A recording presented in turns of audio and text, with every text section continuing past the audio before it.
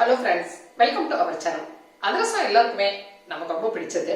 இன்னைக்கு பதிவுல அந்த அதிரசத்தை நம்ம அரிசி ஈர அரிசி உலர வச்சு அரைச்சு அதுக்கப்புறம் மாவு சேர்த்து 2 நாள் கழிச்சு 3 நாள் கழிச்சு அந்த அதிரசம் செய்வோம். அந்த மாதிரியான ஒரு ப்ராசஸ்லாம் இல்லாம இன்ஸ்டன்டா உடனடியா கோதுமை மாவு ரவை இதெல்லாம் வச்சு ரொம்ப குயிக்கா ஒரு 10 நிமிஷத்துல அதே டேஸ்டோட ஒரு சூப்பரான அதிரசம் எப்படி செய்யறது அப்படின்னு இன்னைக்கு பதிவுல பார்க்கலாமாங்க. மெஷர்மெண்ட்டுக்காக ஒரே சைஸ்ல கப் எடுத்துக்கலாம். நான் இந்த மாதிரி ஒரு கப் எடுத்துருக்கிறேன். இந்த கப்பில் ஒரு கப் அளவுக்கு கோதுமை மாவு சேர்த்துக்கலாம். அதே கப்பில் ஒரு கப் அளவுக்கு ரவை சேர்த்துக்கிறேன். ஒரு கப் அளவுக்கு அரிசி மாவு சேர்த்துக்கிறேன்.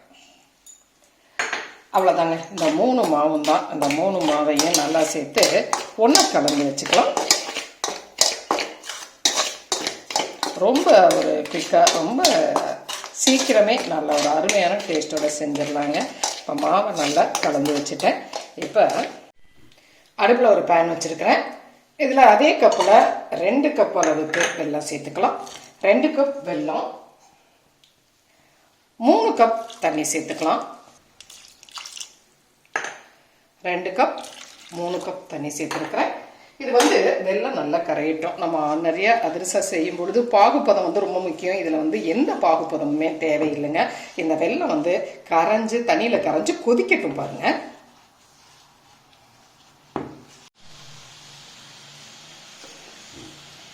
பாருங்க, வெல்லம் நல்லா கரைஞ்சு கொதிக்க ஆரம்பிச்சிருச்சு. இதில் ஒரு 1/2 டீஸ்பூன் அளவுக்கு ஏலக்காய் பவுடர் சேர்த்துக்கிறேன். 1 டேபிள் ஸ்பூன் அளவுக்கு எள்ளு சேர்த்துக்கிறேன். எள்ளு சேர்த்தும் பொழுது ஒரு நல்ல வாசமாக நல்ல டேஸ்ட்டாக இருக்கும். அதுக்காக தான் சேர்த்துட்டு இதை நல்லா கலந்துக்கலாம். இது பாகுப்பதம்லாம் எதுவும் தேவையில்லைங்க. இப்போ வெல்லம் நல்லா கரைஞ்சி அந்த பாகு நல்லா கொதிச்சுட்டு இருக்குது. அவ்வளோதான், எந்த இதுவும் தேவையில்லை. இதில் நம்ம இப்போ கலந்து வச்சுருக்கிற மாவை சேர்த்து கிளறிக்கலாம்.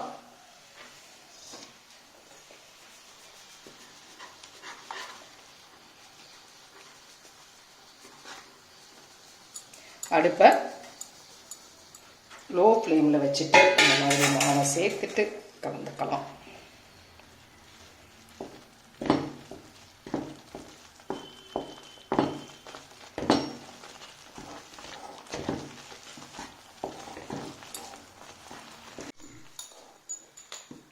மாவு பாருங்க நல்லா ஒன்று சேர்ந்துருச்சு. ஒன்று சேர்ந்து நல்லா மாவை கலந்துக்கலாம்.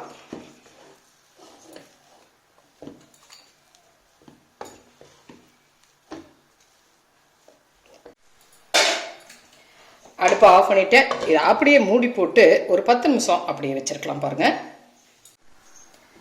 பாருங்கள், ஒரு 10 நிமிஷம் ஆயிடுச்சு. அந்த ஹீட்லேயே மாவு ஒன்று சேர்ந்துருச்சு. இப்போ இந்த மாவை நம்ம ஒரு பவுலுக்கு மாற்றிக்கலாம். இதில் 1 டேபிள் ஸ்பூன் அளவுக்கு நான் நெய் சேர்த்துக்கிறேன். நீங்கள் எண்ணெய் கூட சேர்த்துக்கலாம். எண்ணெய் சேர்த்துட்டு இதை சேர்த்து பசைஞ்சுக்கலாம். இப்போ இந்த மாவு கொஞ்சம் சூடாக தான் இருக்கும். அதனால் இதை சேர்த்து வச்சுட்டு ஒரு 5 நிமிஷம் அப்படியே நம்ம ஆற விடலாம். பாருங்கள், ஒரு கை பொறுக்கிற சூட்டுக்கு வந்ததுக்கப்புறம் சேர்த்து பிசைஞ்சுக்கலாம். ஆறட்டும். மேலே இந்த மாதிரி ஒரு துணி போட்டுடுறேன். என்கிட்ட மாவு காஞ்சு போகாதபடிக்கு மாவு ஆறட்டும். நல்லா ஒரு 5 நிமிஷம் ஆயிடுச்சு. மாவு பாருங்கள் ஓரளவுக்கு நல்லாவே ஆறிடுச்சு. இந்த மாவை நம்ம ஒன்று சேர்த்து பிசைஞ்சுக்கலாம்.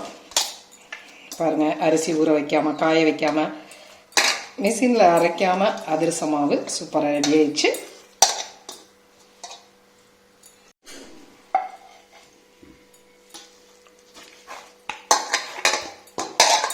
அதிரச மாவு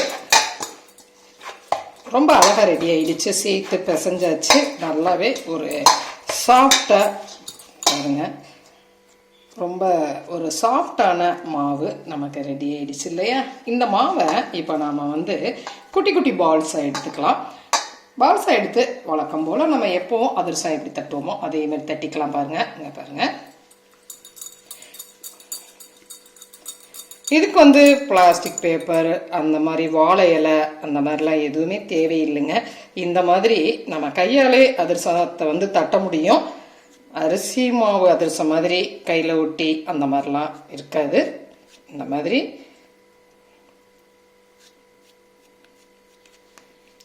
அதிரசத்தை தட்டிட்டோம். பார்த்தீங்களா? இதே மாதிரியே நம்ம எல்லா அதிரசத்தையும் தட்டி எடுத்து வச்சுக்கலாம். தேவைப்பட்டால் கையில் மட்டும் நீங்கள் கொஞ்சம் ஆயில் தடவிக்குங்க.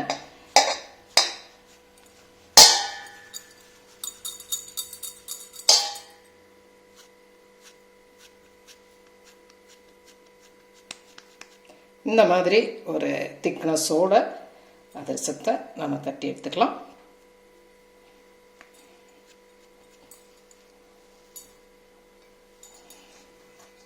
அதிரச மாவு எல்லாத்தையுமே நம்ம தட்டி ரெடி பண்ணி வச்சுட்டோம். இப்ப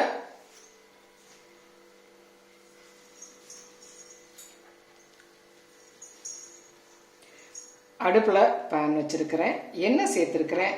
எண்ணெய் காஞ்சிருச்சு. எண்ணெய் காஞ்சிருச்சான்னு செக் பண்ணுறதுக்கு நீங்கள் இந்த மாதிரி கொஞ்சம் மாவு போட்டு பார்த்தீங்கன்னா அது உடனே எலும்புச்சு அப்படின்னு சொன்னால் எண்ணெய் காஞ்சிட்டதாக அர்த்தங்க. இந்த ஸ்டேஜில் நம்ம அதிரசத்தை போட்டு எடுத்துடலாம். இந்த எண்ணெயில் இந்த அதிரசங்களை நம்ம சேர்த்துக்கலாம். நீங்கள் இப்போ தான் ஃபஸ்ட்டு செய்கிறீங்க, பிகினர்ஸாக இருந்துச்சு அப்படின்னு சொன்னால் கரண்டியில் வச்சு கூட அதிரசத்தை விடுங்க. ஒவ்வொரு அதிரசமாக கூட நீங்கள் போட்டுக்கலாங்க. நல்லாவே உங்களுக்கு எடுக்கிறதுக்கு ஈஸியாக இருக்கும்.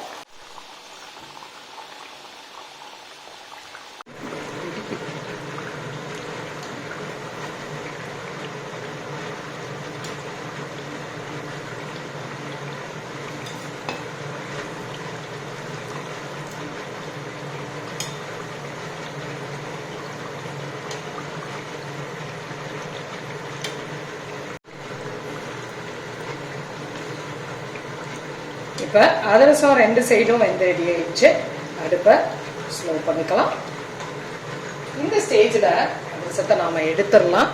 இப்போ இந்த அதிகப்படியான எண்ணெயை இந்த மாதிரி அமுத்தி விட்டுட்டு நம்ம எடுத்துக்கலாங்க. பாருங்க, அருமையான அதிரசம் ரெடி ஆயிடுச்சு.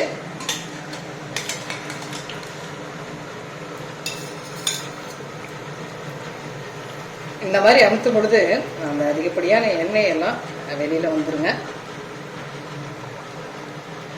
அமுத்திட்டு நம்ம எடுத்துக்கலாம்.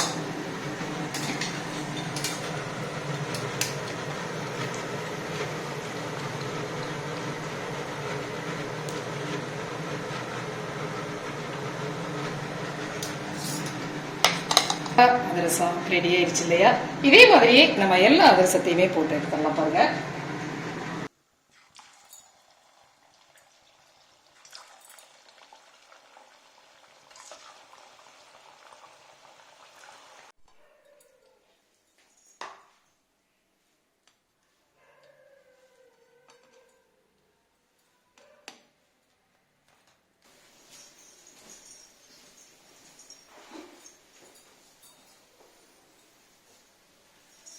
பாருங்க, நல்லா மெத்துன்னு ஒரு சாஃப்டான அதிரசம். ரொம்ப குயிக்காக ஒரு 1/4 மணி நேரத்தில் நம்ம செஞ்சிடலாங்க. இன்ஸ்டண்ட்டாக செய்ய முடியும். நல்ல வழக்கமான அதிரசம் மாதிரியே ரொம்ப ஒரு டேஸ்டான ஒரு அதிரசம் நமக்கு ரொம்ப குயிக்காகவே கிடைச்சிரும். செஞ்சு பார்த்துட்டு உங்களுடைய கமெண்ட்டை சொல்லுங்கள். பாருங்க, கோதுமை மாவு ரவை வச்சு ரொம்ப குயிக்கா ரொம்ப இன்ஸ்டன்டா செய்யக்கூடிய ஒரு சுவையான அதிரசம் ரொம்ப சீக்கிரமே கிடைச்சிருச்சு இல்லையா? செஞ்சு பார்த்துட்டு உங்களுடைய கமெண்ட் சொல்லுங்க. இந்த பதிவு உங்களுக்கு பிடிச்சிருந்துச்சுன்னா சப்ஸ்கிரைப் பண்ண மறக்காதீங்க. லைக் பண்ணுங்க, கமெண்ட் பண்ணுங்க, ஷேர் பண்ணுங்க. மற்றும் ஒரு பதிவு உங்களை மறுபடியும் சந்திக்கிட்டேன். நன்றி.